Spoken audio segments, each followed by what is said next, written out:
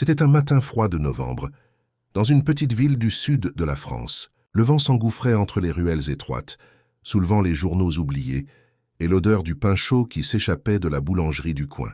À l'angle de la place, le café Le Provençal ouvrait ses portes. Les habitués arrivaient déjà, chapeau sur la tête, journal sous le bras, prêts à commenter les nouvelles du jour. Le café était un monde en soi. Des tasses qui tintaient, un vieux poste de radio qui crachotait les infos, et derrière le comptoir, Luc, le patron, un homme bourru mais apprécié, qui servait les cafés comme il lançait ses phrases, sans détour. Ce matin-là, pourtant, une présence inhabituelle attira les regards. Assis près de la porte, un jeune garçon tenait une vieille guitare contre lui. Il portait une veste trop grande, un sac de sport usé et un regard timide. Ses mains fines jouaient distraitement quelques accords, presque inaudibles. Certains clients fronçaient les sourcils. D'autres chuchotaient « C'est encore un de ces migrants », murmura un homme en sirotant son expresso. « Oui, ils viennent tous ici maintenant. Et après, ils demandent de l'argent. » Luc jeta un coup d'œil vers le garçon. « Hé, petite, tu veux quelque chose ?» Le garçon leva les yeux, hésitant. « Un chocolat chaud. »« Si c'est possible, monsieur. T'as de quoi payer ?» répondit Luc, un sourcil levé. Le jeune baissa la tête. « Pas maintenant. Mais je peux chanter, jouer un peu. » Pour remercier, un silence embarrassé suivit. Puis, au fond de la salle, un rire éclata. C'était Gérard, un habitué connu pour sa langue acerbe. « Chanter? Ici? On n'a pas besoin de troubadours. » Quelques rires complices fusèrent. Le garçon, humilié, serra sa guitare contre lui. Luc soupira. « Bon, va t'asseoir là-bas, près du radiateur. Je te fais ton chocolat, mais après tu files, d'accord ?»« Merci, monsieur, » murmura-t-il. Il s'installa discrètement, posa la guitare à côté de lui. Les conversations reprirent, plus fortes, comme pour effacer sa présence. Pourtant, quelque chose dans l'air avait changé, une tension invisible, un malaise que personne n'osait nommer. Quand le chocolat arriva, le garçon remercia d'un sourire. Il but lentement, savourant chaque gorgée. Puis, sans prévenir, il reprit sa guitare. Ses doigts hésitèrent un instant, puis trouvèrent les cordes justes. Une mélodie douce, fragile s'éleva. Les voix se turent peu à peu. Les tasses cessèrent de tinter. Luc leva la tête, intrigué. Le garçon chantait maintenant, dans une langue que peu comprenaient, mais dont la tristesse transperçait le cœur. Sa voix tremblait légèrement, mais elle portait une émotion pure, brute, presque sacrée. Lorsqu'il eut terminé, un silence pesant tomba. Puis Gérard ricana. « C'est joli, ton truc africain, mais ici, on est en France, hein ?» Le garçon se figea. Il sentit ses joues brûler. Ses doigts glissèrent sur les cordes, et un instant il sembla vouloir partir. Mais quelque chose au fond de lui l'en empêcha. Il inspira, leva les yeux, et dit d'une voix calme « Je connais aussi une chanson française. »« Ah oui ?» lança Luc ironique. « Et laquelle ?» Le garçon serra sa guitare, ferma les yeux un instant, puis commença doucement à jouer. Les premières notes, hésitantes, se transformèrent rapidement en une mélodie que tout le monde connaissait, la Marseillaise. Les clients se regardèrent, surpris. Gérard, bouche entr'ouverte, se tut. La voix du garçon, claire et vibrante, s'éleva « Allons enfants de la patrie, le jour de gloire est arrivé. » Il chantait avec un accent léger, presque imperceptible, mais avec une émotion si sincère que les mots semblaient nouveaux. Sa voix montait portée par la conviction, la gratitude, la douleur aussi, celle de celui qui veut appartenir mais qu'on repousse. Certains baissèrent les yeux, d'autres murmurèrent les paroles avec lui. Même Luc, derrière son comptoir, s'immobilisa, le torchon à la main. Amour sacré de la patrie conduit, soutient nos bras vengeurs. Sa voix tremblait, mais tenait bon, remplissant le café tout entier. Quand il termina, un long silence s'installa. Puis, contre toute attente, un homme se leva et applaudit. Une femme suivit. Puis un autre, et un autre encore. En quelques secondes, toute la salle se mit à applaudir, debout. Certains les larmes aux yeux. Le jeune garçon resta figé, incapable de parler. Luc s'approcha de lui, lentement, posa une main sur son épaule. « Dis-moi, petit, c'est quoi ton nom ?»« Samuel, monsieur. Samuel, t'as gagné ton chocolat. Et plus encore, je crois. » Gérard, rouge de honte, détourna le regard. Les conversations reprirent, mais plus douces, plus respectueuses. Quelque chose avait changé, imperceptiblement mais profondément. Le garçon resta encore un moment, entouré de sourires sincères. En sortant, il se retourna une dernière fois. Dans le café, un vieux poste de radio jouait une valse, et Luc, sans rien dire, leva sa tasse dans sa direction. Dehors, le vent avait cessé. Le soleil perçait enfin à travers les nuages. Les jours qui suivirent cette matinée restèrent gravés dans la mémoire du quartier. On en parlait partout, au marché, à la boulangerie, même dans les couloirs de la mairie. « Tu as entendu le petit migrant qui a chanté la Marseillaise », disait-on. Certains en parlaient avec fierté, d'autres avec gêne, mais tous se souvenaient de ce moment où le silence s'était transformé en émotion pure. Au café Le Provençal, Luc avait changé. Lui, d'ordinaire distant, se surprenait à penser à ce garçon qu'il avait d'abord traité avec méfiance. L'image de Samuel debout avec sa guitare, la voix tremblante mais fière, ne le quittait plus. Il avait vu tant de gens entrer et sortir de son café, mais jamais quelqu'un n'avait touché les cœurs de cette manière. 3 jours plus tard, alors qu'il essuyait les verres derrière le comptoir, la porte s'ouvrit. Le carillon tinta. Luc leva les yeux. C'était lui. Samuel se tenait là, son sac sur l'épaule, la guitare à la main. Il hésitait, comme s'il n'était pas sûr d'avoir le droit d'entrer. Luc posa son torchon et s'avança. « Eh bien, tu ne vas pas rester sur le pas de la porte. Entre donc. » Le garçon sourit timidement. « Je ne voulais pas déranger, monsieur. Tu ne déranges pas. Assieds-toi.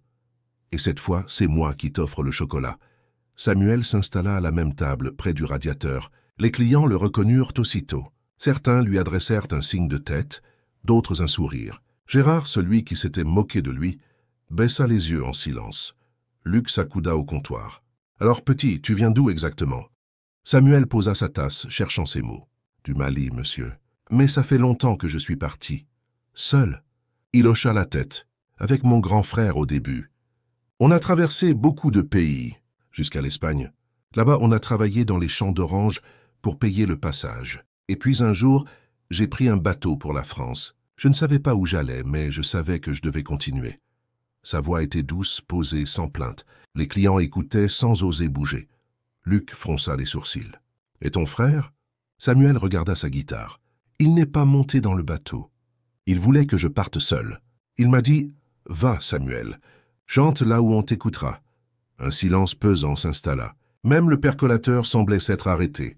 Luc sentit une boule dans sa gorge. « Et c'est pour lui que tu chantes. » Le garçon acquiesça. « Ouais, chaque fois que je chante, j'ai l'impression qu'il m'entend. » Il posa alors sa main sur la guitare. « Oui, il me l'a fabriquée, avec des morceaux de bois qu'on a trouvés derrière un hangar. Elle n'est pas parfaite, mais elle me suit depuis tout ce temps. » Luc se racla la gorge. « Tu sais, la dernière fois que tu es venu, tu as fait pleurer tout le monde ici, même Gérard là-bas. » Les rires étouffés fusèrent. Gérard leva la tête, penaud. « C'est vrai, marmonna-t-il. Et je voulais te dire... » « Désolé, gamin. Je me suis comporté comme un idiot. » Samuel sourit. « Ce n'est rien. On rit souvent de ce qu'on ne comprend pas. » Cette phrase simple et lumineuse résonna dans le café comme une vérité trop évidente. Luc, ému, hocha la tête. « Dis-moi, Samuel, tu dors où en ce moment ?»« À l'abri municipal, parfois dehors. Mais ça va. Je joue un peu dans la rue et les gens me donnent quelques pièces. Tu devrais pas. Viens ici quand tu veux. Je t'offrirai le petit déjeuner. Et si tu veux jouer, tu joues. » Les yeux du garçon s'agrandirent. « Vraiment ? » ?»« Vraiment. Ce café t'est ouvert, petit. » À ces mots, Samuel sentit quelque chose se briser en lui, cette barrière invisible qu'il portait depuis des mois. Il se mit à sourire, un vrai sourire, large, lumineux, contagieux. Les jours suivants, il revint. Il jouait parfois pour les clients, parfois juste pour lui-même. Sa musique, tantôt mélancolique, tantôt joyeuse, donnait au Provençal une atmosphère nouvelle. On venait désormais autant pour le café que pour l'entendre. Un matin, la radio locale passa un court reportage. Le Provençal, un café de quartier, redonne espoir à un jeune migrant grâce à la musique. Le téléphone de Luc n'arrêta plus de sonner. Des journalistes voulaient interviewer le patron au grand cœur, mais lui refusait. « Ce n'est pas mon histoire, disait-il. C'est la sienne. » Un samedi, Samuel arriva plus tôt que d'habitude. Il semblait nerveux, excité. « Monsieur Luc, est-ce que je peux chanter quelque chose de nouveau aujourd'hui ?»« Bien sûr. » Il monta sur une petite chaise au centre du café. Le silence se fit aussitôt. Et là, il commença à chanter une chanson qu'il avait écrite lui-même. Une version douce de la Marseillaise, mêlée à des paroles en bambara, sa langue maternelle. La mélodie était familière et étrangère à la fois. Une passerelle entre deux mondes. Certains clients pleuraient ouvertement. Gérard, cette fois, se leva et mit une main sur l'épaule du garçon. « Tu sais quoi, petit ? Tu viens de réconcilier 2 pays dans une seule chanson. » Samuel baissa la tête, ému.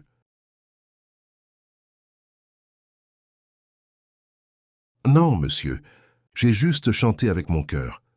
Luc essuya discrètement une larme derrière le comptoir.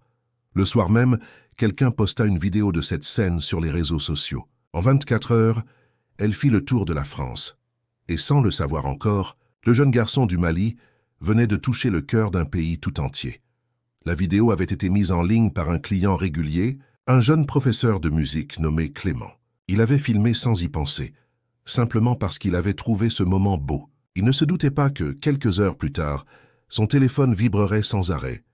Au début, quelques partages, quelques commentaires. Puis au fil de la journée, tout s'emballa. En 24 heures, la vidéo dépassa le million de vues. En 48, 5 millions. Des chaînes d'information reprenaient l'extrait, des radios diffusaient la chanson.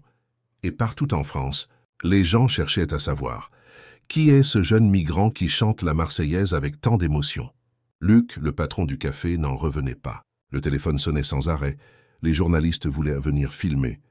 Les clients affluaient comme jamais. Le Provençal était devenu un symbole. Le lundi matin, quand Samuel arriva, il trouva le café plein à craquer. Des caméras, des micros, des flashs. Il se figea à la porte, tétanisé. Luc se précipita vers lui. « Viens, petit, viens. Ils ne vont pas te manger. » Mais Samuel n'était pas à l'aise. Lui qui avait toujours fui la lumière, se retrouvait soudain au centre d'un ouragan. Une journaliste s'approcha. « Samuel, qu'est-ce que vous avez ressenti en chantant la Marseillaise ?» Il hésita, baissa les yeux. « Je voulais juste dire merci à la France, même si parfois elle ne me regarde pas. » Ces mots simples et sincères furent repris partout. Ils firent le tour des plateaux télé, des réseaux sociaux, des journaux du soir. Cette même nuit, le hashtag « Duck le chante » de Samuel devint viral. On partageait sa vidéo avec des légendes comme « Le vrai visage de la France », celui du cœur.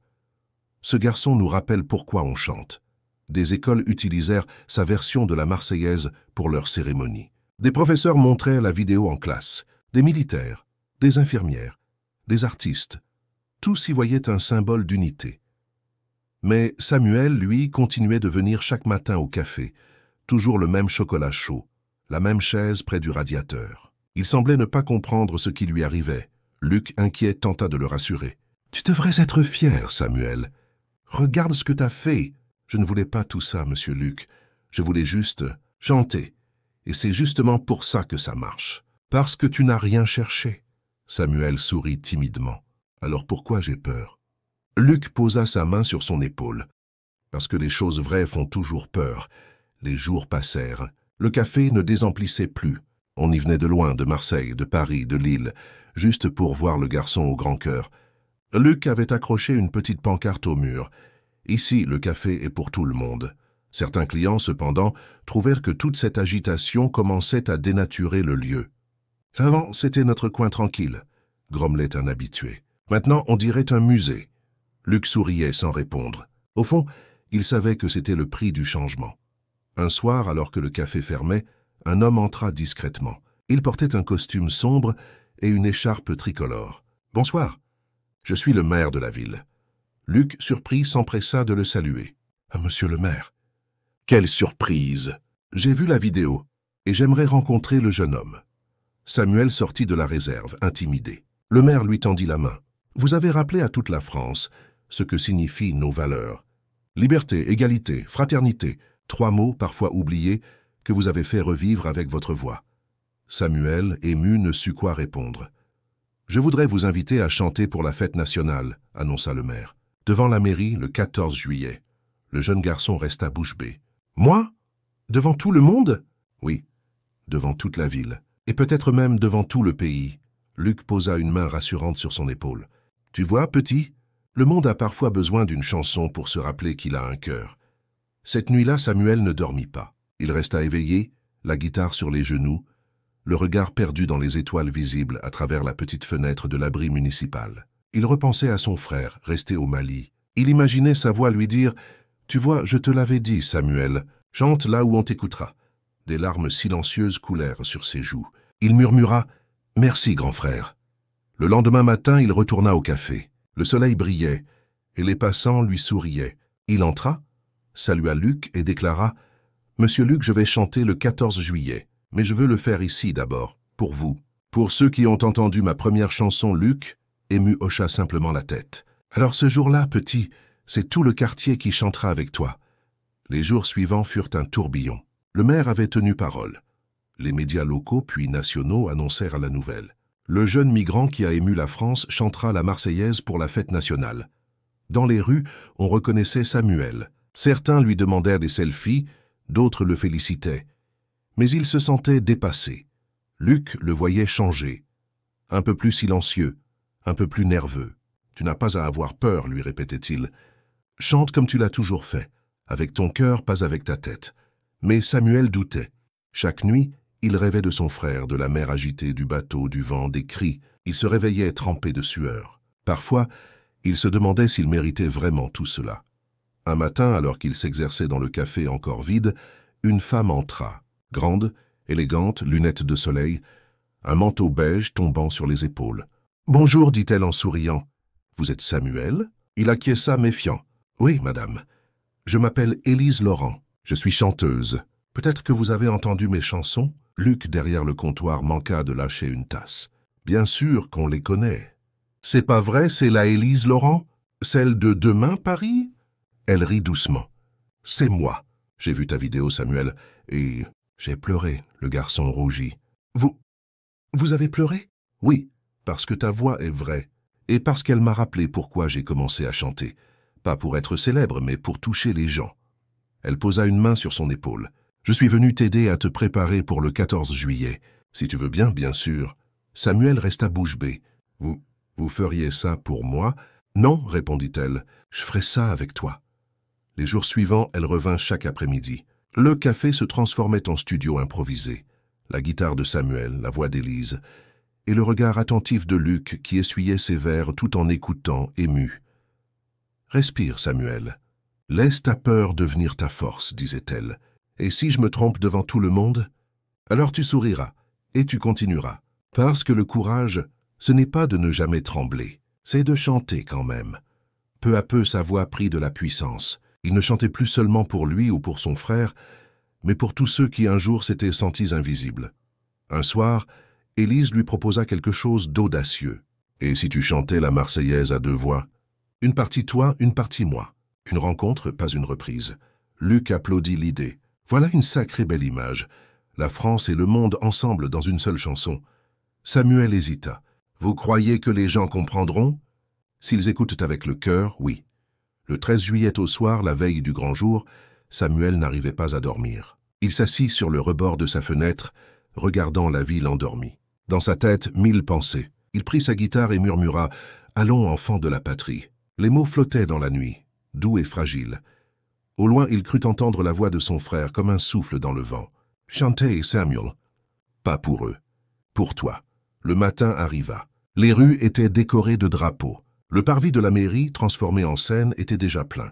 Des familles, des anciens, des jeunes, des policiers, des élus, tous attendaient le garçon dont on parlait dans tout le pays. Dans les coulisses, Samuel tremblait. Élise posa une main sur son bras. « Regarde la foule, ils ne te jugent pas, ils t'attendent. Et tu sais pourquoi? Parce que tu leur rappelles ce qu'ils ont oublié, ce qu'ils ont de beau. » Il ferma les yeux, inspira profondément. Quand son nom fut annoncé, un tonnerre d'applaudissements éclata. Il s'avança sur scène, sa guitare en main, le cœur battant à tout rompre. Devant lui, des centaines de visages. Les caméras de télévision tournaient. Le maire fit un signe discret. Élise entra à sa suite. Ensemble, ils commencèrent. Les premières notes résonnèrent, lentes, solennelles. Puis les voix s'élevèrent, celle d'Élise, cristalline, et celle de Samuel chaude, tremblée, habitée. Quand il entonna le refrain, quelque chose d'incroyable se produisit. La foule entière se mit à chanter avec eux, des voix unies, des accents différents, mais un seul souffle. Certains pleuraient, d'autres se tenaient la main. Au dernier vers, Samuel leva les yeux vers le ciel, un sourire timide aux lèvres. Il sentit qu'enfin il appartenait quelque part. Quand la chanson s'acheva, la place entière se leva pour applaudir. Les drapeaux flottaient, les gens criaient son nom. Élise le prit dans ses bras. « Tu viens de rappeler à la France ce qu'est la fraternité. » Samuel ferma les yeux. Les applaudissements s'effaçaient. Il entendait seulement la voix de son frère, au loin. « Tu vois, on t'écoute. » Le lendemain du 14 juillet, la France entière parlait de lui. Les journaux titraient « le jeune migrant qui a fait pleurer la République. Samuel, la voix de l'espoir, la Marseillaise retrouvée. Partout, on diffusait la vidéo de sa performance. Les images du garçon au sourire timide, la main tremblante sur la guitare, avaient bouleversé le pays. Mais derrière les louanges, les tempêtes commençaient déjà à se lever. Luc découvrait les journaux étalés sur le comptoir. Il en était fier, bien sûr, mais quelque chose l'inquiétait. Sous les titres élogieux, on lisait aussi « Un symbole politique ». Récupération ou sincérité? Il fronça les sourcils. Ils vont finir par lui voler son histoire, pensa-t-il. Pendant ce temps, Samuel dormait encore. La veille, il n'avait presque pas fermé l'œil. L'émotion, les cris, les lumières, les gens, tout tournait encore dans sa tête. Au réveil, il reçut des dizaines de messages, invitations, propositions, contrats. Certains voulaient qu'il chante dans des émissions télé, d'autres qu'il devienne ambassadeur de campagne pour la tolérance. Élise, elle aussi, le contacta. « Félicitations, mon petit. Tu as conquis la France entière. »« Je ne voulais conquérir personne, » murmura-t-il. « Je voulais juste chanter, » elle soupira. « C'est justement pour ça que tu les as touchés. Mais attention, maintenant, tout le monde voudra te parler, te filmer, te posséder. Ne perds pas ton âme. » Samuel resta silencieux. Ces mots résonnaient en lui. Quand il arriva au Provençal ce matin-là, le café débordait de monde. Des touristes, des journalistes, des curieux. Luc l'accueillit avec un grand sourire, mais ses yeux trahissaient une certaine fatigue. « Mon garçon, tu as transformé mon bistrot en sanctuaire. Je suis désolé, monsieur Luc, je ne voulais pas... » « Allons, c'est une bénédiction. Mais prends garde. » La foule applaudit vite, et oublie encore plus vite, Samuel acquiesça. Il prit sa guitare et se mit à jouer doucement, pour lui-même. Quelques clients se turent, d'autres filmaient discrètement. Une femme s'approcha. « Mon fils veut apprendre la guitare grâce à toi. Tu pourrais lui donner un conseil ?» Samuel sourit. Qu'il joue d'abord avec le cœur, pas avec les doigts. La femme eut les larmes aux yeux, mais au-delà du café, un autre monde s'agitait. Sur les réseaux, les débats enflaient. Certains voyaient en Samuel un symbole d'intégration. D'autres le critiquaient, l'accusant d'être un outil médiatique. On se disputait sous ses vidéos. On commentait sa nationalité, sa couleur de peau, même son accent. Luc tenta de lui épargner tout cela, mais Samuel voyait bien les regards changer. Dans la rue, on le saluait avec admiration, mais aussi parfois avec mépris. « Hé, le chanteur de la République, tu nous fais encore un petit spectacle. » Ces mots lui faisaient mal. La célébrité avait deux visages, l'un fait de lumière, l'autre d'ombre. Un soir, il marcha seul le long du Rhône. Les lampadaires se reflétaient dans l'eau, et son reflet déformé semblait lui demander « Qui es-tu maintenant ?» Il s'assit sur un banc et sortit une lettre de sa poche, celle de son frère, la dernière qu'il avait reçue avant de quitter le Mali. « Ne laisse jamais les autres décider ce que ta voix doit dire. » Ces mots le frappèrent en plein cœur. Le lendemain, il annonça à Luc qu'il voulait faire une pause. « Une pause? Tu plaisantes? On t'attend à Paris, à la télévision. » « Justement, je ne veux pas être un spectacle, monsieur Luc. Je veux redevenir moi-même, juste un garçon qui chante. » Luc, d'abord surpris, finit par hocher la tête. « Tu as raison, petit. Si tu veux que ta chanson reste vraie, il faut savoir quand se taire. » Samuel quitta la ville quelques jours plus tard avec sa guitare et un petit sac. Il partit pour la montagne, là où personne ne le connaissait. Il trouva refuge dans un centre d'accueil tenu par une vieille religieuse, sœur Thérèse, qui hébergeait des jeunes migrants. « Tu peux rester ici le temps que tu veux, » dit-elle, en lui tendant une soupe chaude. « Ici, personne ne t'applaudira, mais tout le monde t'écoutera. » Samuel sourit. « C'est tout ce dont j'ai besoin. » Les jours passèrent, calmes, silencieux. Il aidait aux travaux, jouait pour les enfants, apprenait quelques mots d'arabe à ceux qui venaient d'arriver. Son cœur se calmait peu à peu.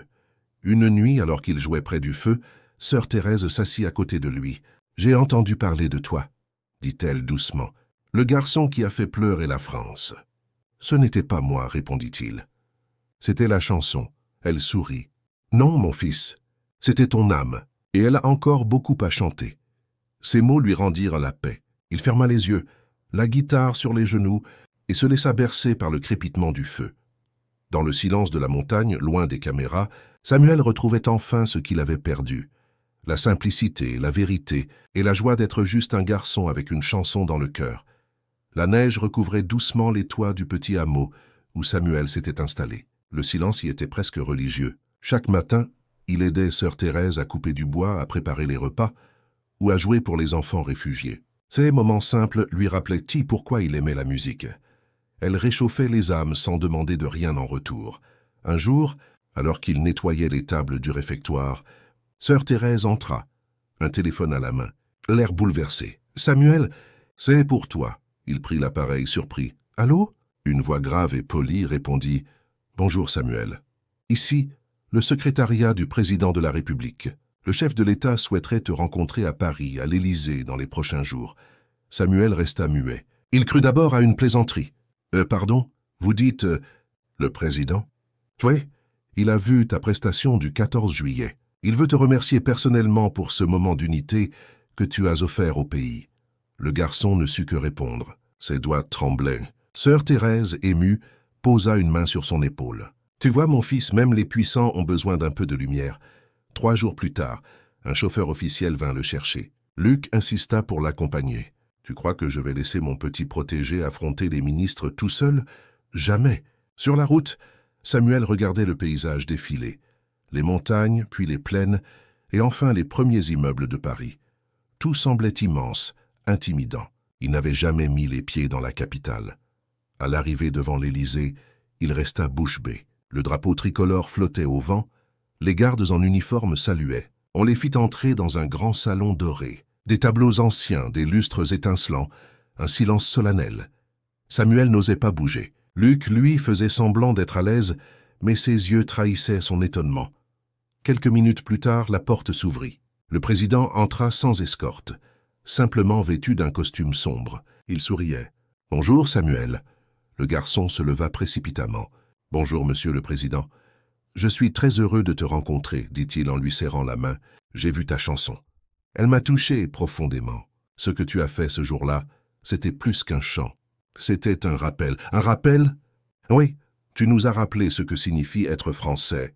Pas par le sang ni par les papiers, mais par le cœur. » Samuel baissa les yeux ému. « Je ne sais pas si je mérite tout ça, monsieur. Je voulais juste chanter. » Le président sourit. « C'est justement pour ça que tu le mérites. » Ils parlèrent longuement. Le président voulait comprendre son parcours, sa fuite du Mali, son frère resté là-bas, son arrivée en France. Samuel raconta tout, sans artifice, sans chercher à émouvoir. À la fin, un long silence régna dans la pièce.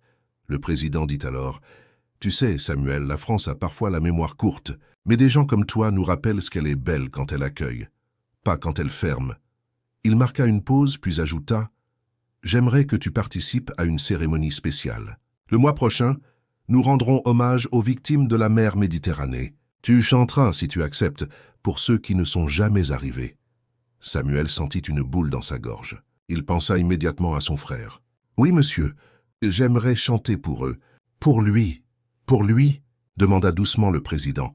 Samuel hocha la tête. « Mon frère.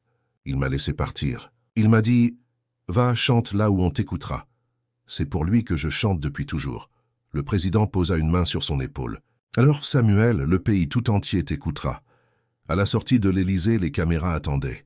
Les journalistes se pressaient autour de lui. « Samuel, que vous a dit le président? Vous allez chanter pour la République? Vous sentez-vous français maintenant ?» Samuel répondit calmement. « Je ne sais pas si je suis français. Je sais juste que je veux appartenir à un monde où chacun a le droit de chanter. » Ces mots firent immédiatement le tour des médias. Ils furent cités dans les journaux, partagés sur les réseaux, inscrits sur des affiches de campagnes humanitaires. Mais Samuel, lui, ne chercha pas à comprendre. Il retourna à Lyon, au Provençal, là où tout avait commencé. Luc l'accueillit en levant les bras. « Eh bien, monsieur le diplomate, tu fais la une des journaux, tu fréquentes le président, et tu viens quand même boire ton chocolat chaud ?» Samuel éclata de rire. « Toujours, monsieur Luc, ici c'est chez moi. » Le patron hocha la tête, attendri. « Tu sais, petit, je crois que c'est ça, la vraie France. Pas celle des discours, mais celle d'un café, où un garçon venu d'ailleurs trouve enfin sa place. » Samuel sourit, les yeux humides. Il prit sa guitare et commença à jouer doucement, une mélodie nouvelle, une chanson qu'il n'avait encore jamais chantée, mais qu'il portait en lui depuis toujours, une chanson pour son frère, pour la mer, pour la France. Les jours qui suivirent la rencontre à l'Élysée furent étrangement calmes. Samuel passait ses matinées au Provençal comme avant. Le café était redevenu un refuge, un lieu où le bruit du monde s'éteignait. Luc avait interdit les caméras, les curieux, les journalistes. Il avait simplement affiché un petit panneau sur la porte. Ici, on laisse les gens respirer. Mais malgré cette tranquillité apparente, Samuel sentait en lui un mélange d'impatience et de peur. Le président avait annoncé publiquement la cérémonie nationale pour la fin du mois. Elle aurait lieu à Marseille, sur le port, face à la Méditerranée. Cette mer qui avait emporté tant de vies et offert à la sienne un nouveau départ, Élise Laurent. La chanteuse accepta immédiatement de l'accompagner. « Cette fois, c'est toi qui mèneras la chanson, » dit-elle. « Moi, je serai juste là pour t'écouter. Et si je n'y arrive pas ?» demanda-t-il nerveux. « Alors tu penseras à lui, à ton frère, et tu chanteras pour qu'il t'entende là où il est. » Samuel hocha la tête. Il essayait de se préparer, mais plus la date approchait, plus le poids de la responsabilité l'écrasait. Il n'était plus seulement un garçon avec une guitare. Il était devenu, malgré lui, un symbole. Une après-midi, alors qu'il répétait seul dans le café, le facteur entra, l'air intrigué. « Tu es bien Samuel Diarra ?»« Oui, monsieur. »« Alors c'est pour toi. » Il tendit une enveloppe fine, légèrement froissée, couverte de timbres étrangers. L'écriture irrégulière lui sembla familière. Samuel sentit son cœur s'arrêter. Il s'assit, ouvrit lentement la lettre, les doigts tremblants. « Mon petit frère, si tu lis cette lettre, c'est que tu es vivant et moi aussi. Je n'ai jamais cessé de prier pour toi. Le bateau est parti sans moi ce jour-là. J'ai cru ne plus jamais te revoir. Mais j'ai entendu parler de toi.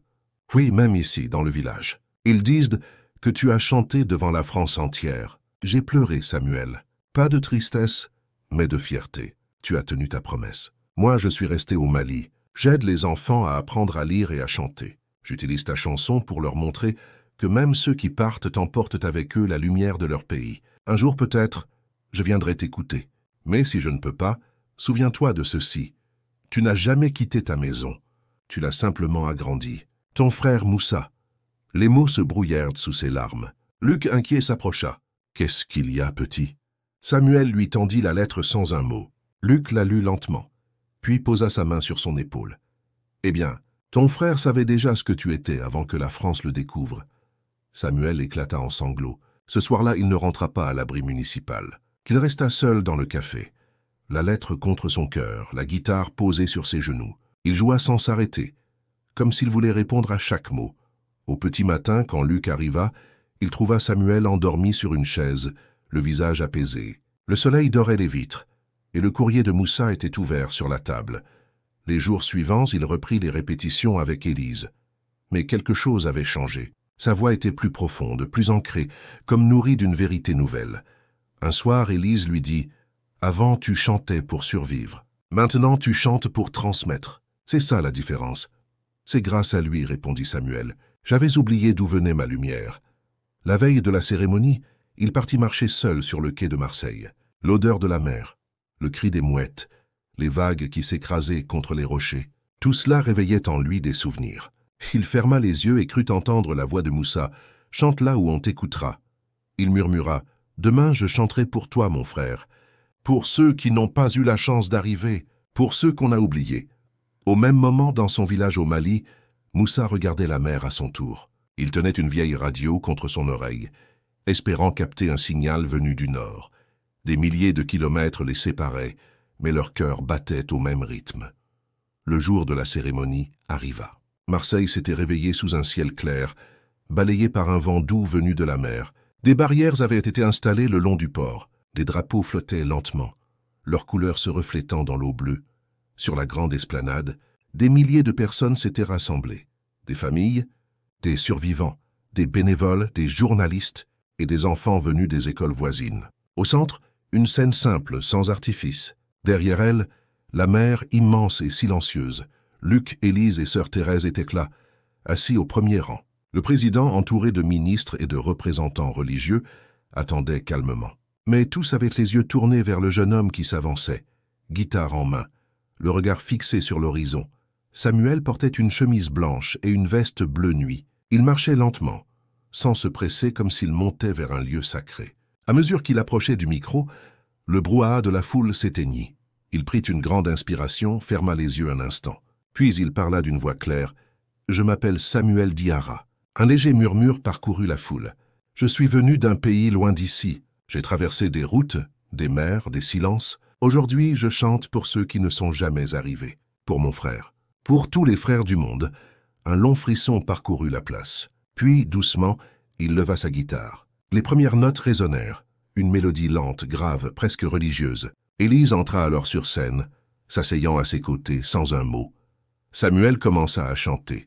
Pas la Marseillaise cette fois, mais une chanson nouvelle, la sienne. Une prière, une berceuse pour les disparus. Sa voix douce et vibrante semblait flotter sur l'eau. Ils sont partis quand le vent était fort, vers un monde qu'ils croyaient meilleur. Mais la mer a gardé leur nom, comme des secrets dans son cœur.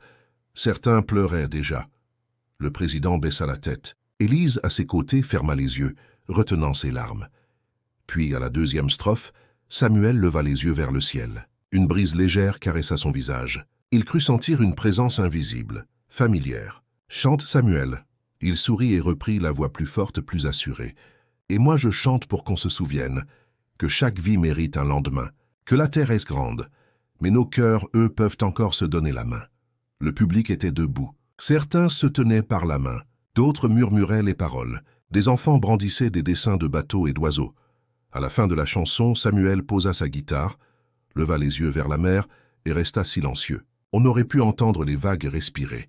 Soudain, un cri s'éleva au fond de la foule. « Regardez !»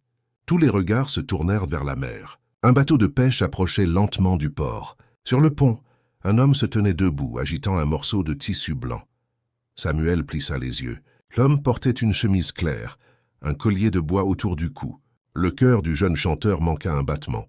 Luc, près de lui, murmura « Samuel, tu vois ce que je vois ?» Samuel ne répondit pas. Il descendit de la scène en courant, bousculant la sécurité, ignorant les cris. Il traversa la foule, atteignit le bord du quai. Le bateau accosta lentement. L'homme sauta sur la jetée, et là, dans un silence absolu, leurs regards se croisèrent. « Moussa !» souffla Samuel. L'homme sourit. « Tu chantes fort, petit frère. Même la mer t'a entendu. » Samuel éclata en sanglots et se jeta dans ses bras. Les caméras crépitèrent, les gens applaudirent, beaucoup pleuraient. Luc essuyait ses yeux bouleversés. Élise, sur scène, joignit les mains, comme devant un miracle. Le président lui-même resta immobile, le regard ému. Ce qu'aucun discours politique n'aurait pu faire. La mer, la musique et le hasard ou la providence l'avaient accompli. Les deux frères restèrent longtemps enlacés. Moussa murmura à son oreille « Je n'ai pas pris le premier bateau, mais j'ai pris le bon, celui qui me ramenait à toi. » Le soir, la nouvelle fit le tour du monde. Les journaux titraient « L'hymne du miracle à Marseille ». Les deux frères réunis par une chanson. Mais Samuel, lui, ne voulait plus de projecteur. Après la cérémonie, il s'assit au bord de la mer, son frère à côté de lui. Ils ne parlaient pas. Ils se contentèrent d'écouter le clapotement des vagues. « Tu vois, dit Moussa en souriant, tu as trouvé ta place. »« Non, » répondit Samuel doucement. « Je l'ai créé. » Ils restèrent là jusqu'à la nuit, deux silhouettes côte à côte, comme deux notes d'une même chanson que la mer, cette fois, avait décidé de rendre. Le lendemain du miracle, Marseille s'éveilla dans un silence inhabituel, comme si la ville retenait son souffle. Sur les murs, les journaux affichèrent la photo des deux frères enlacés sur le quai. Un jeune homme en chemise claire, un autre serrant une guitare contre lui, le visage noyé de larmes et de lumière. En dessous, les titres s'enflammaient. La France a retrouvé son humanité. Deux frères, un chant, une mère. Le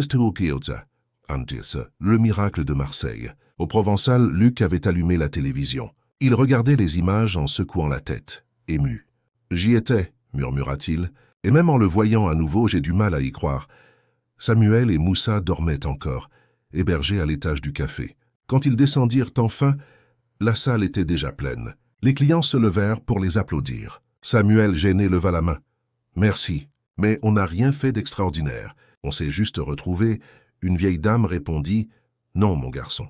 Vous nous avez rappelé que les miracles ne tombent pas du ciel. Parfois, ils remontent de la mer. » Ces mots déclenchèrent une salve d'applaudissements. Moussa, lui, observait la scène avec un sourire tranquille. « Tu vois, petit frère, ton chant a fait plus que me retrouver. Il a réveillé les cœurs. » Pendant les jours qui suivirent, les lettres affluèrent, des anonymes, des écoles, des associations. Certains proposaient d'organiser des concerts solidaires, d'autres d'ouvrir des maisons du chant pour accueillir des jeunes migrants et leur apprendre la musique. Élise, débordée d'appels, appela Samuel un matin. « Tu as déclenché quelque chose de grand, Samuel. On parle de créer un fonds national pour les artistes réfugiés. On veut t'en confier le nom. »« Moi? Mais je ne suis pas un héros. »« Non, tu es mieux que ça. Tu es vrai. » Et c'est ça qu'il cherche. Malgré la joie, Samuel sentait une inquiétude grandir en lui. Il avait peur que tout cela échappe à son contrôle, que le miracle devienne un slogan, que leur histoire serve à d'autres fins. Un soir, il en parla à Luc. « J'ai peur qu'il vole ce qu'on a vécu. » Luc répondit calmement. « Personne ne peut voler la vérité, petit. Les mots, les images, oui, mais pas la vérité. Et la tienne, elle s'entend encore dans ta voix. » Moussa acquiesça. « Laisse-les parler. Pendant ce temps, toi, chante. » Ils décidèrent alors de reprendre la route, non pas pour fuir, mais pour partager. Ensemble, ils commencèrent à se produire dans des villages, des écoles, des foyers. Pas de scène, pas de projecteur, juste leurs 2 voix et une guitare. Leur première halte eut lieu dans un centre d'accueil pour mineurs isolés, à Avignon. Quand Samuel entonna la chanson de Marseille, les enfants venus du Soudan, de Syrie, du Congo, se mirent à pleurer doucement. Un petit garçon lui demanda « Toi aussi tu as eu peur sur la mer ?» « Oui, répondit Samuel, mais j'ai appris que la peur peut devenir une chanson, si on la chante assez fort. » Chaque concert attirait un peu plus de monde. Les réseaux s'enflammaient à nouveau. À les frères de la mer. Des journalistes suivaient discrètement leur tournée improvisée. Mais cette fois, la médiatisation n'avait plus le goût du sensationnel. Elle avait celui du respect. Au retour à Lyon, le maire proposa d'organiser un grand événement citoyen. Pas un spectacle, dit-il, une rencontre, un moment de fraternité. Vous chanterez, et les gens parleront. On l'appellera la nuit du respect. Samuel hésita. Et si les gens ne viennent pas? Luc éclata de rire. Tu as déjà fait venir la mer, mon garçon. Tu crois que les gens, eux, ne viendront pas? Le soir venu, la place Bellecour fut envahie. Des bougies s'allumaient partout, formant un océan de lumière. Sur la scène, Samuel et Moussa s'assirent côte à côte. Pas de discours, pas d'introduction, juste quelques accords, un regard échangé et leur voix qui s'éleva dans la nuit. La mer nous sépare, mais le ciel nous unit, et les cœurs savent nager mieux que les navires. La foule reprit le refrain. Des inconnus se prenaient par la main. Certains pleuraient, d'autres souriaient. Quand la chanson s'acheva, le silence retomba suivi d'un tonnerre d'applaudissements. Élise monta sur scène, émue. Ce soir, la France a chanté sans peur, et c'est grâce à vous. Samuel baissa la tête. Il ne savait pas quoi répondre. Tout cela lui paraissait irréel. Pourtant, au fond de lui, une paix nouvelle grandissait. La certitude que leur histoire appartenait désormais à tous. Après le concert, Moussa resta assis, observant la foule qui se dispersait lentement. « Tu vois, dit-il, quand on sème une chanson, on ne sait jamais jusqu'où elle ira. » Samuel sourit. « Peut-être jusque dans le cœur du monde. » Moussa hocha la tête. « Alors continuons à chanter. » Les semaines passèrent, et ce qui n'était au départ qu'une chanson devint un mouvement national. Les journaux, cette fois, ne parlaient plus seulement du miracle de Marseille, mais du phénomène des frères de la mer. Dans les écoles, les professeurs diffusaient leurs chansons. Dans les villages, les associations organisèrent des rencontres pour écouter et comprendre. Samuel et Moussa, eux, restaient humbles. Ils refusaient les grands plateaux télé, les contrats publicitaires, les invitations d'ambassade. Leur seul but, aller là où les gens ne se sentaient plus écoutés. Un matin, alors qu'ils arrivaient à Clermont-Ferrand pour un concert dans un centre social, un journaliste les intercepta à la sortie de la gare. « Samuel, Moussa, vous avez conscience d'être devenus un symbole ?» Samuel sourit faiblement. « Si nous sommes un symbole, j'espère que c'est celui de la parole partagée. Pas d'un drapeau. » Le journaliste insista. « Mais ne craignez-vous pas que votre message soit récupéré ?» Moussa répondit calmement. « Si un message est vrai, il n'appartient plus à personne. Il vit tout seul. » Ces mots furent repris partout. On les cita dans les journaux. On les grava sur des affiches. Le soir même, le hashtag « Un message vrai » envahissait les réseaux. Le succès du mouvement dépassait tout ce qu'ils imaginaient. Des écoles demandaient des guitares pour apprendre leurs chansons. Des mairies rebaptisaient des parcs en leur honneur. Et un éditeur leur proposa de publier un livre de témoignages intitulé « Les voix de la mer ». Mais cette effervescence avait un prix. Samuel, souvent fatigué, peinait à dormir. Il se sentait à nouveau étouffé par la pression, comme avant la cérémonie de Marseille. Un soir, dans un hôtel anonyme de Toulouse, il confia ses doutes à son frère. « J'ai l'impression qu'on m'écoute, mais qu'on ne m'entend plus. » Erfreuchens, tu veux dire. Les gens chantent nos mots, mais ils oublient leur sens. Ils veulent l'émotion, pas la vérité. Moussa posa sa main sur la sienne. Alors rappelle-la leur. Pas avec les médias, mais avec le silence. Parfois, c'est le silence qui fait le plus de bruit. Le lendemain, Samuel annula tous leurs engagements pour une semaine. Il avait besoin de se retirer, de respirer. Ils partirent dans un petit village de montagne, chez un ami de Luc, un berger solitaire qui vivait au pied du Vercors. Là, pas de téléphone, pas d'internet, seulement le vent, la neige et le feu qui crépitaient dans la cheminée. Les deux frères passèrent leur journée à marcher dans la forêt, à parler du passé, de leur père, de la route, du Mali. Samuel retrouva le goût des choses simples, le silence, le rire, le pain chaud au petit matin, une nuit. Alors qu'ils observaient les étoiles, Moussa lui dit, « Tu sais, quand tu étais petit, tu regardais toujours le ciel et tu disais, « Là-haut, il y a des chansons. » Samuel rit doucement. « Je ne me souvenais plus de ça. Eh bien, ce soir, j'en entends une, mais elle ne vient pas du ciel, elle vient de toi. » Samuel baissa la tête, ému. « Tu crois qu'on a encore quelque chose à dire ?»« Oui. Tant qu'il y aura des gens qui ne sont pas écoutés, on aura une chanson à chanter. » Le lendemain matin, Samuel écrivit une nouvelle chanson intitulée « Les mains ouvertes ».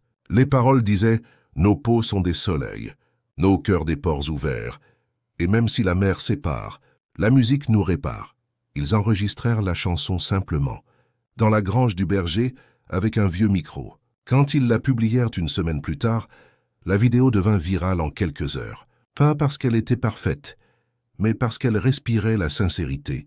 Cette fois, les médias restèrent silencieux. Ce furent les gens eux-mêmes qui la partagèrent. Des infirmières, des étudiants, des pères de famille, des professeurs. Chacun y voyait une part de lui. Un jour, une lettre arriva au café Le Provençal. Luc la lut à voix haute. « Je suis policier. J'étais là. Le jour où vous avez chanté à Marseille. J'avais des préjugés. Beaucoup. Mais ce jour-là, j'ai compris. Aujourd'hui, quand j'enlève mon uniforme, je fredonne votre chanson. Parce que vous m'avez rappelé que nous servons les mêmes cœurs. » Luc eut du mal à terminer. Ses yeux étaient humides. « Vous voyez, mes garçons, voilà pourquoi vous chantez. Pas pour les caméras, pour lui. Pour tous les lui qu'on ne voit jamais. » Cette nuit-là, Samuel comprit enfin ce que Moussa voulait dire. Le vrai changement ne se mesure pas en vue ou en titre, mais en silence transformé en compréhension. Quand il se coucha, il se sentit léger. Il n'était plus un symbole ni un héros, juste un homme, une voix, un frère. Et c'était bien assez. Le printemps était revenu, et avec lui cette lumière douce qui semblait laver le monde de ses blessures. Samuel et Moussa avaient repris leur tournée, mais plus calmement. Ils ne cherchèrent plus la foule ni la gloire. Ils allaient là où on les appelait, des écoles, des foyers, parfois même des prisons. Un matin, ils reçurent une lettre d'une directrice d'école de la banlieue parisienne. « Vos chansons ont changé quelque chose ici. Les enfants les chantent à la récréation. Si vous pouviez venir même une heure, je crois qu'ils comprendraient ce que signifie vraiment le mot fraternité. » Samuel lut la lettre plusieurs fois. Il sourit. « On y va ?»« Bien sûr, » répondit Moussa. « Tu as toujours rêvé d'un public difficile. » Les enfants. Ils prirent le train pour Paris. En descendant sur le quai, Samuel sentit cette effervescence propre à la capitale. Les pas pressés, les klaxons, les vendeurs de rue. Il aimait cette énergie, même si elle lui rappelait combien la ville pouvait être rude pour ceux qui n'y étaient pas nés. L'école se trouvait dans une banlieue paisible, bordée d'immeubles gris et de jardins. À la grille, des enfants les attendèrent déjà.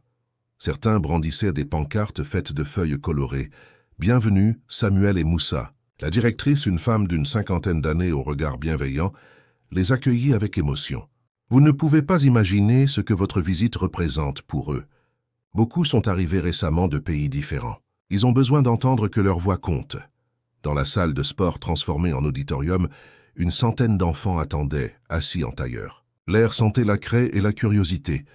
Samuel posa sa guitare, s'assit sur une chaise basse. « Bonjour, dit-il doucement. Je m'appelle Samuel. Et lui, c'est Moussa, mon frère. » Un murmure émerveillé parcourut la salle. « C'est vrai? Vous êtes les vrais ?»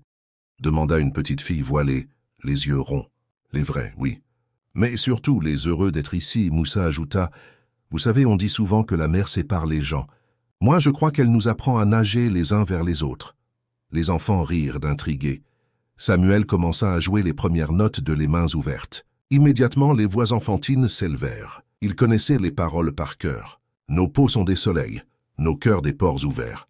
Certains chantaient faux, d'autres forts, mais l'ensemble était d'une beauté désarmante. À la fin, la directrice essuyait ses larmes. « Vous voyez, dit-elle, voilà la France que j'aime. Celle qui chante à plusieurs accents. » Un petit garçon leva la main. « Samuel, toi, t'as eu peur de venir ici ?» Le chanteur sourit. « Oui, beaucoup, parce que je croyais que je ne trouverais pas ma place. » Et maintenant, Samuel regarda autour de lui. Ces visages d'enfants, clairs, foncés, rieurs, sérieux, tous différents et pourtant ensemble. « Maintenant, je crois que ma place, c'est partout où il y a des gens comme vous. » Un tonnerre d'applaudissements éclata. Après la chanson, les enfants se pressèrent autour d'eux pour poser des questions. « Vous avez déjà vu la mer? C'est vrai que vous avez rencontré le président? Est-ce que vous pouvez nous apprendre à écrire une chanson? » Samuel rit. « D'accord, mais à une condition, que ce soit vous qui trouviez le refrain. » Une fille timide leva la main. On peut dire « On n'a pas peur de se parler ?» Moussa tapa dans ses mains. « Parfaite. C'est tout ce qu'il faut. » En 1 heure, ils composèrent ensemble une chanson simple et magnifique. « Parle-moi, je t'entends. » Les enfants battèrent des mains, frappèrent le sol, riaient. Samuel, ému, sentit ses yeux se remplir de larmes. Quand la cloche sonna la fin de la journée, la directrice leur tendit une boîte. « Les enfants ont voulu vous faire un cadeau. » À l'intérieur, des dessins, Samuel et Moussa sur un bateau entouré d'oiseaux. Et sur un coin de papier, une phrase écrite maladroitement « Merci d'avoir chanté pour qu'on puisse parler. » Dans le train du retour, Samuel resta silencieux. Moussa le regarda. « À quoi tu penses? À eux. Tu as vu leur visage. Ils n'ont pas peur de leurs différences. Ils n'en ont même pas conscience. » « Oui, dit Moussa doucement. Eux, ils sont déjà là où nous avons mis toute une vie à arriver. » Samuel hocha la tête. « Peut-être que c'est ça, appartenir. Pas être d'ici ou de là-bas. Juste faire partie d'un chant qui continue. » Le train filait dans la lumière dorée du soir. Dehors, les champs verdoyaient. Dedans, 2 frères souriaient, bercés par la certitude que leur histoire ne leur appartenait plus. Quelques semaines plus tard, Samuel reçut un appel inattendu. C'était Élise Laurent, la chanteuse qui l'avait accompagnée autrefois. Sa voix, toujours douce, tremblait d'émotion. « Samuel, Paris prépare un grand concert pour la paix sur le Champ de Mars. Des artistes du monde entier seront là. Ils veulent que tu chantes pour clôturer la soirée. » Il resta silencieux un instant, le cœur serré. « Moi, pourquoi moi ?»« Parce que tu n'es pas une star, » répondit Élise simplement. « Tu es un symbole d'humanité, et c'est ce dont on a besoin maintenant. » Il accepta à condition que Moussa soit à ses côtés. « Je ne chante plus seul, dit-il. C'est notre voix qui a traversé la mer, pas la mienne. » Les préparatifs durèrent plusieurs jours. Paris vibrait d'une excitation particulière. Des drapeaux de dizaines de pays flottaient dans le vent. Les musiciens répétaient, les bénévoles installaient des bougies tout autour de la tour Eiffel. Le concert devait être retransmis dans le monde entier. Quand le soir arriva, la foule était immense. Des milliers de personnes, de toutes origines, s'étaient rassemblées. Des jeunes brandissaient des pancartes. « Les frères de la mer, on vous aime ». Au loin, les premières notes d'un orchestre résonnaient. L'air était doux, chargé d'une énergie presque sacrée. Élise monta sur scène la première. Elle chanta Demain, Paris, sa chanson la plus célèbre. Puis le présentateur annonça d'une voix solennelle « Mesdames et messieurs, pour conclure cette soirée, voici 2 voix venues du cœur du monde. 2 frères, 2 destins, une seule humanité. » Les projecteurs s'éteignirent. Un silence absolu tomba. Puis, lentement, 2 silhouettes apparurent. Samuel, guitare à la main, Moussa à ses côtés. Ils s'avancèrent jusqu'au centre de la scène face à la mer de visages illuminés par les bougies. Samuel leva les yeux vers la tour Eiffel qui scintillait. Puis il dit simplement « Ce soir, nous ne chantons pas pour la France, ni pour l'Afrique, ni pour un pays. Nous chantons pour la terre entière, pour ceux qu'on a perdus, pour ceux qui cherchent encore leur place, et pour ceux qui n'ont jamais cessé d'espérer. » La foule retint son souffle. Il posa les doigts sur les cordes. Les premières notes résonnèrent, familières. C'étaient les mains ouvertes. Leur chanson devenue hymne de fraternité. Mais cette fois, un chœur d'enfants les accompagna, ceux de l'école qu'ils avaient visitée. Leurs voix pures s'élevèrent dans la nuit. Nos peaux sont des soleils, nos cœurs des pores ouverts, et même si la mer sépare, la musique nous répare. Les spectateurs se prirent par la main. Certains fermaient les yeux, d'autres pleuraient. La tour Eiffel scintillait plus fort encore, comme si elle battait au rythme de la chanson. Moussa, la voix grave, entonna le dernier couplet. Un jour viendra sans frontières ni peur, où nos noms s'écriront dans la même couleur. À la dernière note, un silence sacré enveloppa la scène. Puis, lentement, la foule se leva. Les applaudissements éclatèrent, longs, puissants, infinis. Samuel sentit sa gorge se nouer. Il leva la main, demanda le silence. « Merci. Merci de chanter avec nous. Vous venez de prouver que l'espoir existe encore. » Il marqua une pause. « Quand j'étais enfant, je croyais que pour appartenir à un pays, il fallait naître dedans. Aujourd'hui, je sais qu'il suffit d'aimer assez fort pour le rendre meilleur. » Les caméras se tournèrent vers lui. Les visages dans la foule reflétaient cette émotion rare, celle d'un peuple rassemblé par la simplicité d'un message. « Alors, continua-t-il, ce soir, ne me voyez pas comme un migrant, ni même comme un chanteur. Voyez-moi comme un frère, parce que nous sommes tous les enfants du même rivage. » Les applaudissements redoublèrent. Élise monta sur scène et les rejoignit. Tous les artistes présents se prirent par la main. Les écrans géants diffusaient des images de la mer, des visages d'enfants, des bateaux, des sourires. Les frères s'embrassèrent. « On a réussi », murmura Moussa. « Non ?» répondit Samuel en souriant. « On a commencé. » À ce moment précis, un vent léger se leva. Les bougies vacillèrent, mais aucune ne s'éteignit. On aurait dit que le monde tout entier retenait son souffle pour protéger leur lumière. La musique s'arrêta. Le silence immense dura de longues secondes avant d'exploser en un cri collectif. « Fraternité! Fraternité !» Samuel, les yeux humides, regarda la foule et dit dans un souffle « Voilà la vraie Marseillaise, celle du cœur. » Les frères descendirent lentement de la scène, main dans la main. Le concert se termina, mais quelque chose de plus profond venait de commencer. Dans les jours qui suivirent, des vidéos de la soirée furent partagées dans le monde entier. Les gens disaient « c'était plus qu'un concert, c'était une prière ». Et dans les rues de Paris, on pouvait encore entendre des enfants chanter « Nos peaux sont des soleils, nos cœurs des pores ouverts ». Leur voix montait dans la nuit, douce, confiante et infiniment vivante. 5 années s'étaient écoulées depuis le concert du Champ de Mars. Le monde avait changé, doucement. On parlait moins de peur, davantage d'écoute. Dans les écoles, on apprenait la chanson des Frères de la Mer comme un poème de tolérance. Des fresques colorées décorèrent les murs. 2 silhouettes, main dans la main, face à la mer. Samuel vivait désormais entre Paris et Lyon, mais il se faisait rare à la télévision. Il avait refusé de devenir l'artiste engagé officiel qu'on voulait faire de lui. « Je ne veux pas qu'on m'utilise pour apaiser les consciences », disait-il. « Je veux juste chanter pour les éveiller. » Moussa, lui, avait fondé une association, les Mains Ouvertes. Elle aidait des jeunes venus d'ailleurs à apprendre la langue, la musique et à se reconstruire. Il voyageait souvent entre l'Afrique et la France, reliant les 2 rives par des projets culturels.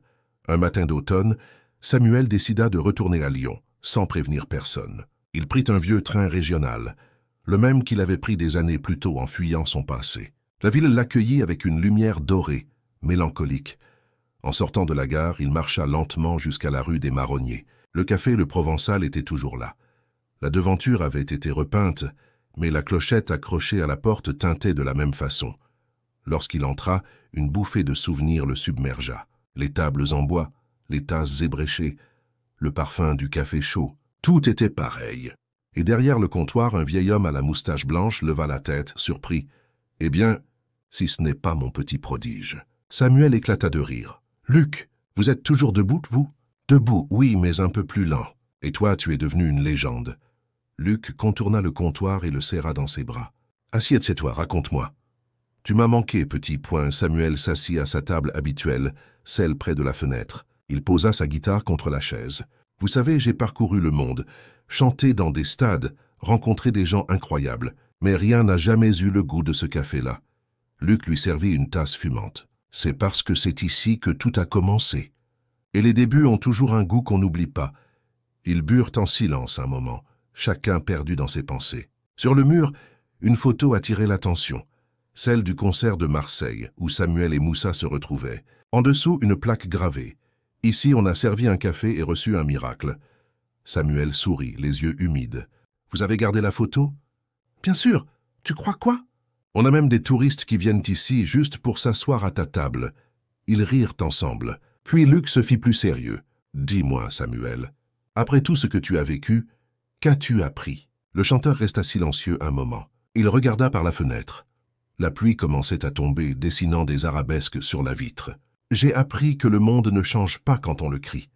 Il change quand on l'écoute. Luc hocha lentement la tête. Tu es devenu un sage, dis donc. Non, j'ai juste appris à me taire quand il faut. Ils parlèrent longuement. Samuel raconta les enfants des écoles, les concerts, les visages, les lettres reçues de partout. Luc, lui, parla des années passées, des clients, de la vie qui continuait. À un moment, une jeune serveuse s'approcha timidement. « Excusez-moi, vous êtes bien Samuel Diarra ?»« Oui, mademoiselle. Ma mère vous a vu chanter à Marseille. C'est à cause de vous qu'elle m'a appelé Moussa. » Samuel éclata de rire. « Alors je dois la rencontrer. » Luc, attendri, déclara. « Tu vois, petit, ton histoire a planté des graines qu'on ne cesse de découvrir. » En fin d'après-midi, Samuel sortit sa guitare. « Vous savez quoi? Ce café mérite une dernière chanson. » Les clients levèrent la tête, surpris. Certains reconnurent son visage. D'autres ne virent qu'un homme tranquille qui accordait une guitare. Il joua doucement une mélodie nouvelle à mi-chemin entre la berceuse et la prière. Sa voix était plus grave, plus posée. Chaque mot semblait peser son poids d'émotion. J'ai cherché un port, j'ai trouvé un regard. J'ai voulu fuir, j'ai appris à rester. Et dans chaque main tendue, j'ai vu mon pays. Le silence tomba. Même la pluie semblait suspendue. Luc avait les yeux humides. « Tu vois, petit, tu n'avais pas besoin de drapeau. Tu as inventé le tien. » Samuel rangea sa guitare, se leva et serra le vieil homme dans ses bras. « Merci, Luc, pour tout. »« Va, répondit-il en souriant. Il y a encore des mers à traverser, même sans bateau. » Samuel sortit du café. Le soleil perçait à travers les nuages, éclairant la rue d'une lumière dorée. Il leva les yeux vers le ciel et murmura « Moussa, tu entends ?» On chante encore. La nuit était tombée sur Lyon douce et tiède. Samuel marchait lentement le long du Rhône. Les lampadaires se reflétaient dans l'eau calme, dessinant des traits d'or sur le courant. Il respirait profondément, comme pour absorber chaque son, chaque odeur, chaque lumière de cette ville qu'il avait vue renaître. Il n'avait plus peur du silence. Pendant des années, le silence avait été son ennemi, celui de la solitude, du rejet, du souvenir des vagues. Aujourd'hui, il en faisait son refuge. Alors qu'il traversait le pont Morand, il sentit son téléphone vibrer.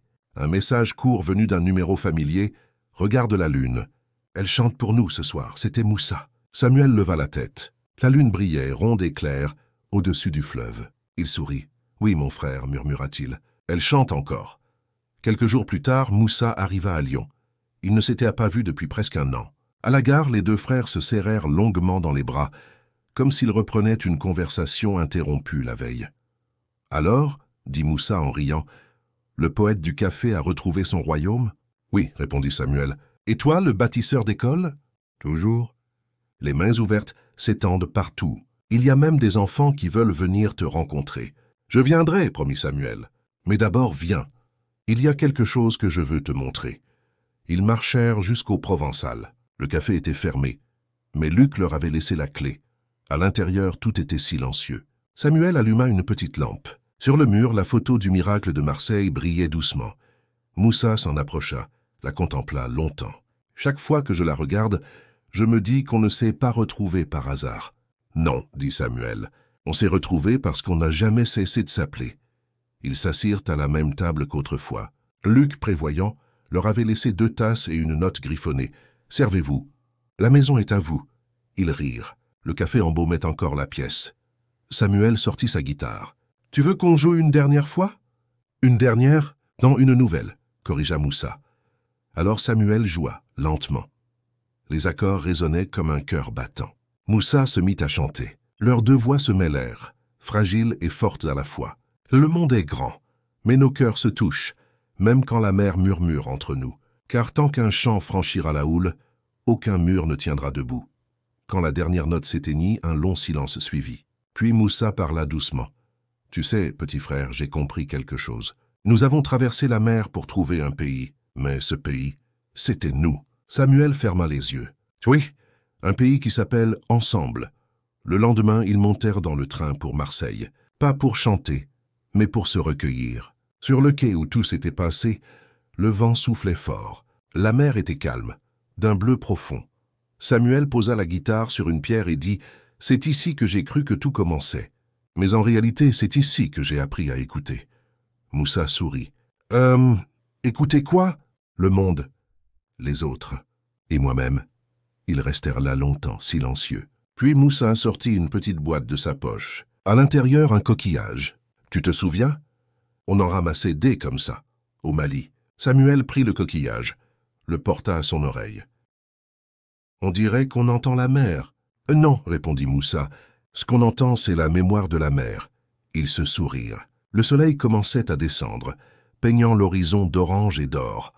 Avant de partir, Samuel prit un carnet et écrivit quelques mots qu'il glissa dans le coquillage avant de le déposer sur la jetée. Moussa demanda « Qu'est-ce que tu as écrit ?» Samuel répondit « Si quelqu'un trouve ce coquillage, qu'il sache qu'il y a toujours un rivage quelque part. » Ils repartirent lentement.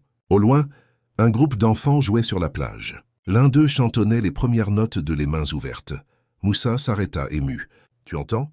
Samuel sourit. « Oui, et cette fois, c'est eux qui chantent pour nous. » Ils reprirent la route, côte à côte, sans se retourner. Quelques semaines plus tard, une photo fit le tour des réseaux.